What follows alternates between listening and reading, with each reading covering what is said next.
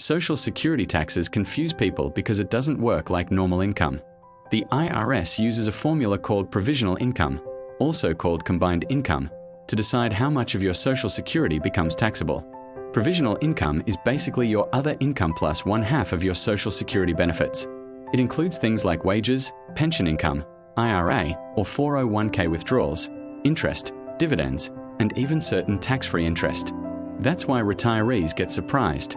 They think only their paycheck matters, but the formula pulls in more than they expect. Here are the core thresholds the IRS uses. For many filers, if your provisional income is above a first level, up to 50% of your Social Security may become taxable. If you're above a higher level, up to 85% may become taxable. These thresholds have been around for a long time, which is one reason more retirees get pulled into Social Security taxation over time. Now the part people call the tax torpedo. The torpedo happens when a little extra income doesn't just get taxed itself, it also causes more of your Social Security to become taxable at the same time. So the effective tax rate on that extra income can feel much higher than your bracket, because you're triggering two things at once. Let's make it practical. Imagine you're close to a threshold and you take an additional IRA withdrawal, or you realize a capital gain, or you start a part-time job. You might expect only the withdrawal or the gain to be taxed. But provisional income can rise enough that a larger portion of your Social Security becomes taxable too. That's when retirees say, "I earned a little more, but my taxes jumped a lot." The most common triggers are predictable. One is RMDs, because they can push provisional income higher every year once they start.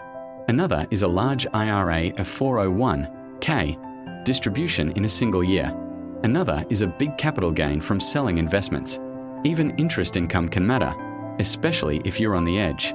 So how do you pay less tax on Social Security in a realistic way? You don't eliminate the rules, but you can often reduce the torpedo effect by controlling when income shows up and how concentrated it is in one year. Strategy 1 is income smoothing. If you're planning a large IRA withdrawal, spreading it across tax years can keep provisional income from jumping into the higher zone in one shot. The goal is to avoid crossing thresholds unnecessarily when your income is already near the line. Strategy 2 is being intentional about which bucket you withdraw from. Tax-deferred withdrawals increase provisional income directly. If you have taxable accounts, Roth accounts, or a mix, the sequencing can change whether you trigger more taxable Social Security in that year. Strategy 3 is managing one-time events.